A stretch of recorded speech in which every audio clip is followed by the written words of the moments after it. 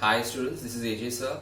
Let's study 9th standard ICSE Math, Chapter 21, Solids, Exercise C, Advanced Volume Sums. To enroll for my online lectures or online test series, email me or message me on Instagram. Check the description for more information. Let's start with the third sum. The internal dimensions of a rectangular box are given, and the length of the longest rod has been given. We have to find the value of x. Now we know that this longest rod in a cuboid is called the diagonal of the cuboid, and the formula for that is this. So the values of diagonal length and height are given, breadth is missing. We solve it and we get the answer. Work out the calculations on your own and then check your answer, but do not just copy paste. Next, the sixth sum. Mark it as IMP. When the length of each side of a cube is increased by 3 centimeters, its volume is also increased by 2457 centimeter cube. Find the original side. And then there is a second part, but let's solve the first part. Now we know that volume is equal to side cube. That's the original volume. Now the new volume would be the cube of the new side. And the new side is the original side plus 3. Also the new volume is the original volume plus 2457. The original volume was side cube. Here we use the formula of a plus b the whole cube, that is a cube plus b cube plus 3a square b plus 3ab square, and we get this. Here side cube and side cube gets cancelled. Rearrange the terms, divide the whole equation by 9 to simplify it, and now we get a quadratic equation. Splitting the middle term, we get two values for s. The negative value is not acceptable, so the positive value is the answer. So now we get the original side and the original volume of the cube. Now the next part of the question says, how much will its volume decrease if the side is reduced by 20%? So now this is the second part of the sum. Now the decreased new side is, when I say 20% less, it means 80% of the original side. I mentioned the word decreased new side because if I just write new side, it looks similar to same as the variable I've used earlier. So to differentiate, I purposely used the word decreased new side to avoid any confusion. So 80% of 15, that makes it 12 centimeters. So accordingly, the decreased new volume would be 1728 centimeter cube. But they've asked us, by how much will the volume decrease? So the decrease in volume is the original volume, which I found here. Although it was not asked, we had to find it for this step, minus the new decreased volume. So this is the change in volume. If they would have asked for the change percent or decrease percent, then it would be the decrease upon the original into 100%. Next, the seventh sum. Sixth one is IMP, by the way. Now in the seventh sum, there is a rectangular tank. The dimensions are given, and it contains water to a depth of 6 centimeters. So mark this sum as IMP as well. So this is the original volume of water. The tank's height is not important. What matters is that the length and breadth are given and the height of water is given. So we can find the original volume of water. The original volume of water is LBH 3600 centimeter cube. Next, a metal cube is placed of 10 centimeters side. And how much volume of water should be poured so that the cube is totally submerged? So what's happening here is that initially we had this much water. Then we placed a cube in it. A three-dimensional cube.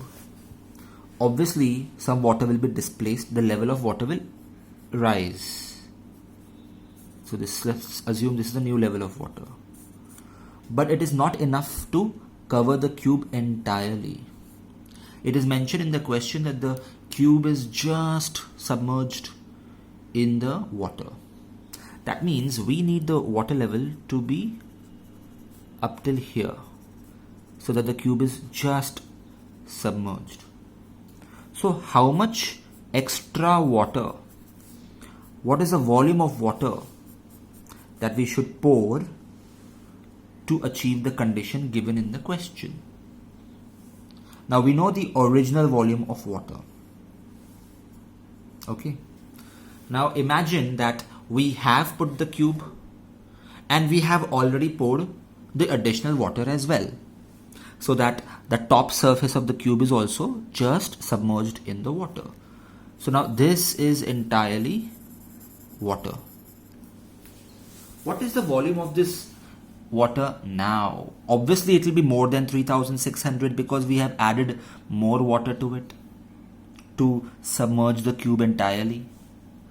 So if we could find this new volume of water, then it's easy. The new volume of water minus the old volume of water will give us the extra water that we poured in. But how do we find the new volume of water? You may wonder about using the same formula we used here. That is the length into breadth into the height. And this time the height is 10 centimeters. But that won't be appropriate because you see, that would give us a volume of this entire cuboid of a height of 10 centimeters. But it has this cube also. So the volume of the cube should be subtracted from the volume of the cuboid to give us the actual volume of the water surrounding the cube. So we would say the new volume of water is the volume of the cuboid minus the volume of the cube. If I remove this cube right now, won't the water level dip? This means that because of the presence of the cube, the water level is up to a height of 10 centimeters. So I can't just do 30 into 20 into 10 to get the total volume of the water, because that would include the volume of the cube as well. So let's subtract it, volume of the cube, let's subtract it from the volume of the cuboid to get the new volume of the water. So volume of the cuboid is LBH and volume of the cube is side cube. Substitute the values and we get the answer as 5000 centimeter cube. So the volume of the cuboid is 6000, but water is not 6000. Out of that, 1000 is the cube itself. So the water is actually only 5000. But initially the water was just 3600 and now it's 5000. That's because we added some extra water to submerge the cube. So the volume of the water poured is equal to the new volume 5000 of water minus the old volume of water, which is 1400 centimeter cube. But if you read the question, they've asked us to convert it into liters. So divide by 1000, centimeter cube to liters, divide by 1000. And so the final answer is 1.4 liters. Next, the 8th sum. The dimensions of a cuboid are given. It is melted and made into cubes. Find the number of cubes formed. That is the first part, which is very straightforward. Number of cubes is always volume of the total big cuboid upon volume of small cubes. We use the formulae. Do not multiply unnecessarily because we can just cut it and reduce it and we get the answer as 750 cubes. Next, second part is find the cost of polishing the surfaces of all the cubes formed at the rate of 150 rupees per square meter. So we want the total cost. So we'll have to find the total surface area. And the rate is given. Now surface area of one cube is 6 into side square, which is 216 centimeters square. So the total surface area of 750 cubes will be multiplied by 750, which is 162,000 centimeters squares. But if you look at the rate, it is per square meters. So don't make this silly mistake. Always check the units. Let's convert this into meter square. How? Well, centimeter to meter is divided by 100. Centimeter square to meter square is divided by 100 twice. That is divided by 10,000. 1, 2, 3, 4 places to the left. So that's 16.2 meters square. If it was centimeter cube to meter cube for volume, how would we convert it? Divide by 100 thrice. That is divide by 1 million. So remember these conversions. And now the cost is area into rate, which is rupees 2,430. Next, let's do the 10th sum. Mark it as IMP. Now the dimensions of a rectangular box are given in the ratio. Well, whenever ratio is given, we know what to do. We assume the length to be 4x, breadth to be 2x, and height to be 3x, the common multiple being x. Also, they have given us two rates for covering it with paper. One is 12 rupees per meter square and the other rate is 13 rupees 50 paise per meter square, which is more expensive. And the difference in their costing comes out to be rupees 1,248. That's the difference in their costing. So first let's find the surface area. The total surface area of the 6 faces of a cuboid, the formula is given. Substitute the values and we get the answer as 52x squared. X is the variable which we need to find the value of. Now according to the first rate, our cost will be this much. No need to multiply further. According to the second rate, the higher rate, the cost would be this much. So both the costs are in terms of x.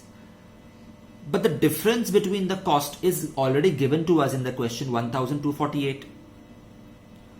So that means cost 2 minus cost 1 is 1,248. Obviously higher cost minus lower cost and not the other way around. And then you substitute the values, remove 52x squared common. This becomes 1.5, goes down. 52 goes down as well, and you reduce it further, you get 16 square root x value. Once you get the x value, we can find the values of length, breadth and height as well.